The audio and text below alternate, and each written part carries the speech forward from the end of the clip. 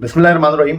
अस्सलाम वालेकुम। सैयद याह्या हुसैनी आप तमाम देखने वालों की खिदमत में हाजिर है। सबसे पहले आप तमाम लोगों की चाहत का, मोहब्बत का, खुलूस का बेहद शुक्रिया जो हमारे साथ कनेक्टेड चैनल को सब्सक्राइब कर रहे हैं और अपनी राय का इजहार कर रहे हैं। आज मैं इफ्तार के लिए कहीं इनवाइटेड था और जब वहाँ से निकल रहा था तो एक पाकिस्तान क्रिकेट के लवर से मेरी मुलाकात हुई और वो कह रहे थे कि यार हुसैनी साहब आपको देखते हैं और पाकिस्तान क्रिकेट के हवाले से उन्होंने अपने ख्यालात का इज़हार करते हुए कहा कि बहुत अफसोस होता है कि जो खिलाड़ी मुल्क को रिप्रेजेंट कर रहे हैं उनमें वो खड़क नहीं दिखाई दे रही, उनमें वो गट्स नहीं दिखाई दे रहे। तो मैंने कहा सर आपकी राय है और मैं आपकी राय का एहतराम करता हूँ और आप लोग क्रिकेट को फॉलो करते हैं, क्रिकेट को पसंद करते हैं और जब टीम डिलीवर नहीं करती तो बिल्कुल आप लोगों के दिल टूट जाते हैं। लेकिन इस बात को अंडरस्टैंड कीजिए कि खेल है, खेल में हार जीत हो जाती है। उन्होंने कहा बिल्कुल इस बात को हम मानते हैं, लेकिन जो खिलाड़ी पाकिस्तान को रिप्रेजेंट करते हैं उनको लड़ना चाहिए।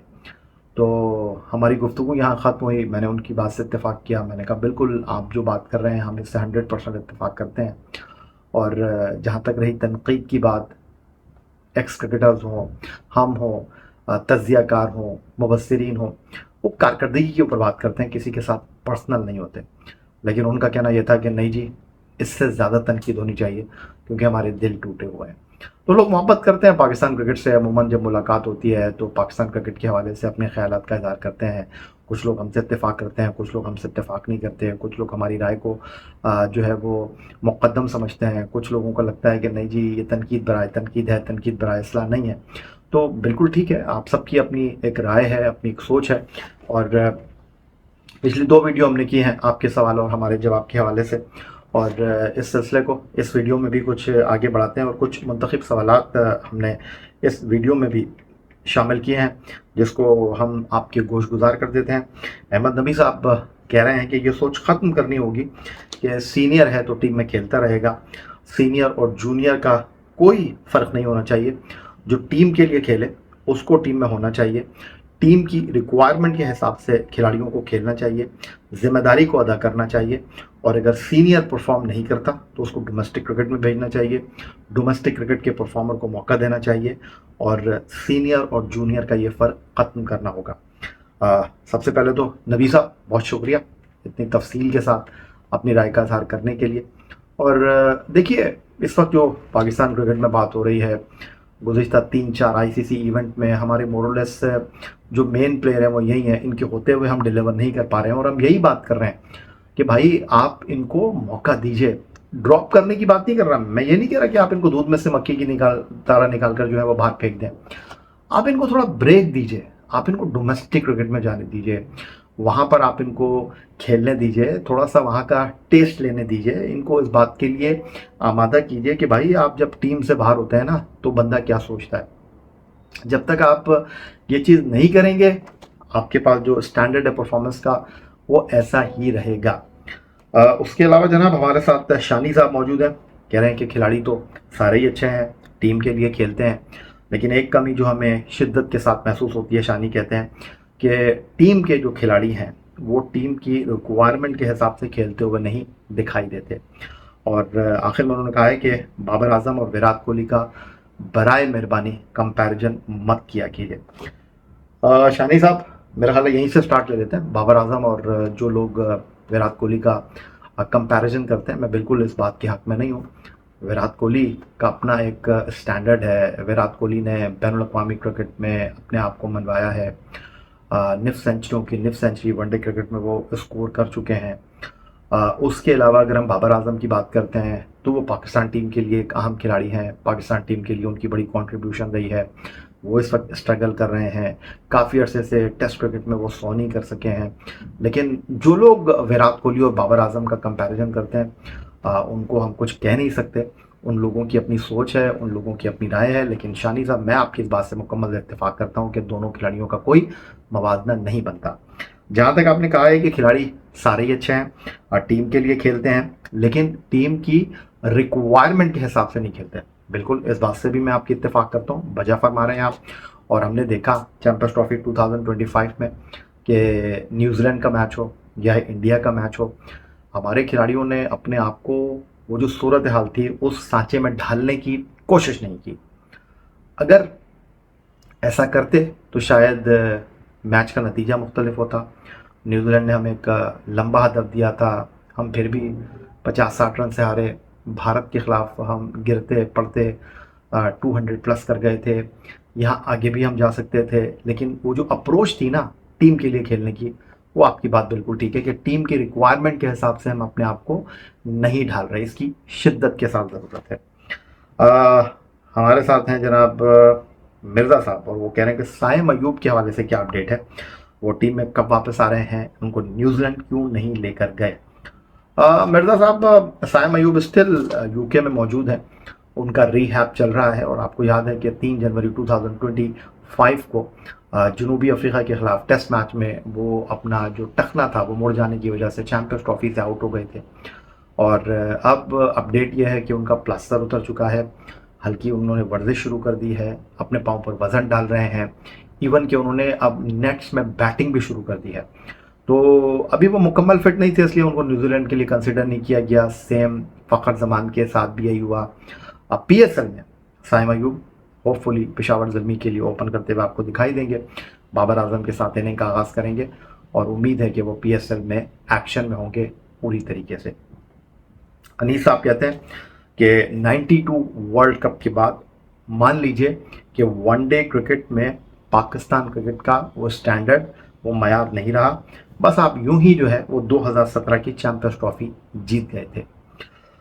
अनीस साहब, मैं इसको आपकी राय कह सकता हूँ। देखिए 92 में हम वर्ल्ड कप जीते, वेस्ट इंडीज़ 75-79 में जीता, भारत 83 में जीता, ऑस्ट्रेलिया 87 में जीता, श्रीलंका 96 में जीता, फिर ऑस्ट्रेलिया 99, 2003, 2007 में जीता।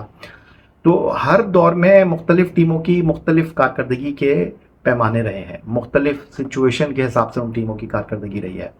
92 की टीम को आप 99 की टीम के साथ कंपेयर नहीं कर सकते, 99 की टीम को आप 2011 की टीम के साथ कंपेयर नहीं कर सकते जो वर्ल्ड कप के लिए है, और 2017 की जो टीम थी। एक चीज़ को आपको समझने की ज़रूरत है कि अब मैं कहता हूं कि ये लैपटॉप की क्रिकेट है।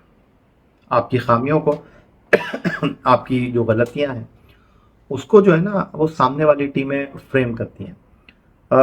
2017 चैंपियंस ट्रॉफी जो हम जीते, शादाब खान, इमाद वसीम, फ़खर जमान, मोहम्मद आमिर, रोमान रईस, ये वो खिलाड़ी थे जो इस टीम में नए थे। और Hasan Ali player of the tournament बने, सबसे ज़्यादा उन्होंने विकेटें ली। तो इनको दुनिया ने देखा हुआ नहीं था, लेकिन इसका ये मतलब नहीं है कि अगर इनको देखा हुआ नहीं है तो फिर इनको आपको खिलाना नहीं चाहिए।